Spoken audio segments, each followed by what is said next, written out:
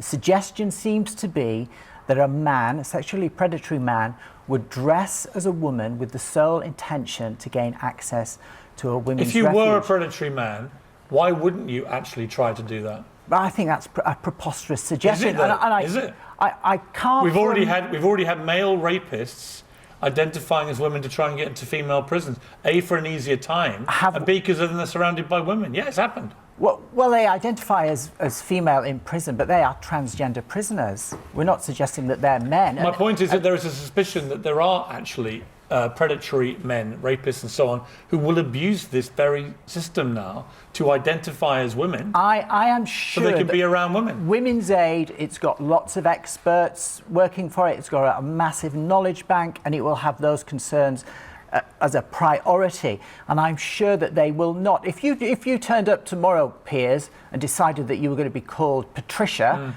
Women's Aid would not allow you access to a women's refuge. They would want to see some consistency. They would want to see a history that you were transgender. Okay. There are issues that arise from the whole transgender movement which have to be taken seriously. This is very different, but it's a similar issue. It was an issue in America, for example, where a young transgender, now female, was male, had been competing at a high-level sport. And suddenly, having gone from competing with the boys of 16, 17, they competed with girls and won everything by a mile, because physically, she, as she now identifies, was still very masculine in terms of muscle weight and so on. And that, to me, seemed an issue where, well, hang on a second. There's got to be common sense here. You can't suddenly have 6'5" muscle-bound guys. Take a Caitlyn Jenner, who was an Olympic decathlete champion. Would it be fair for Caitlyn Jenner to then, compete against women who are 5'5"? I'm completely with you. I am most definitely not the poster girl of LGBT or the transgender world. So you accept there have to be some limitations? Absolutely. It's a very complex and it's a multi-layered So how come you would have a limitation when it comes to sport, but not in a place, safe space for women who've been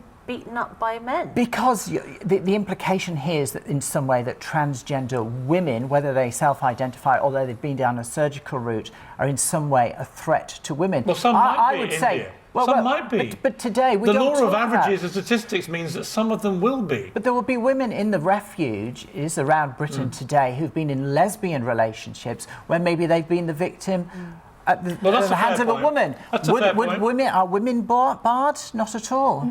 They're not. That's a good point. We wouldn't have a woman and a lesbian partner in the same refuge, but statistically we know that when we're talking about sexual and domestic violence and abuse, men are much more likely to be the perpetrators by far, and women are much more likely to be the victim. But let me ask you, if you had a woman in a refuge who had been systematically beaten by a lesbian partner, for example, would you allow women to take care of her? Of course we would. So there to me, if I'm transgender, I'm saying, well, that seems a bit hypocritical to me. It's the same argument, isn't it? It isn't the same argument. Lesbians are much less likely to be in a physical violent relationship. Some are, right? No. So, some are, and So you have to accept if some are, why would you treat that situation differently? If a woman had been abused by a woman and she didn't feel safe with women, then a refuge probably wouldn't be the right place for her.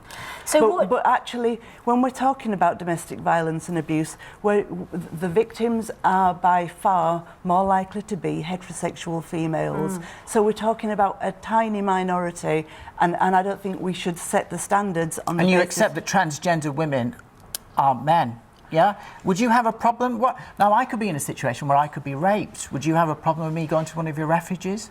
We don't provide refuge for rape victims. I think trans If I was in a relationship and I got beaten, I'd be welcome. I think you should be in a specialist refuge that supports a specialist refuge, women. But they don't exist. I'm a woman. Then I would. With the greatest respect, I visited your website and you have a list of crimes committed by men, and there's a great demonisation. I feel really sorry for guys this year. I think they've had it really tough. And today there will be more acts of violence committed by your definition of a woman than the transgender population. We are 1% of the world's population. The actual percentage that will end up working in a women's refuge in this capacity will be minuscule. It's being blown out of all proportion, and it's just a ginormous And I smear. don't think the rights of that tiny proportion should override the safety needs for women moving into a refuge. No, you're implying that transgender women are a threat in some way, and that's... No, I'm not don't sure that think that I've is what's said being that. implying, and I know that you said that at the beginning, that this idea that they're a danger. I'm not sure that that's the issue.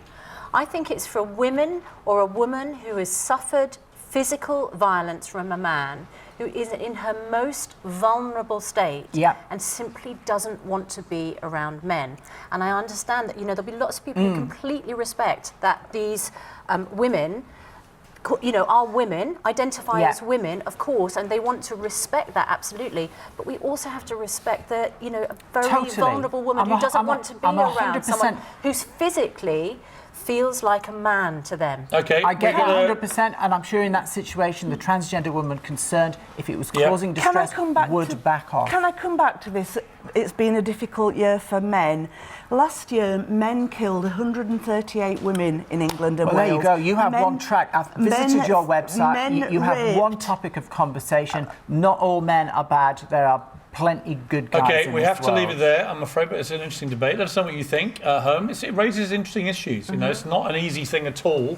I don't think it's black and white. It's complicated, but it's a debate that has to be had, and we need to get to a sensible resolution. Women's Aid, who are at the centre of this story, say Women's Aid is a federation, and as such it is not in our power to set the policies of the expert independent organisations that form our membership and run direct services for survivors, but they go on to say we will use the outcome of the review on this matter to offer guidance to our membership on best practice.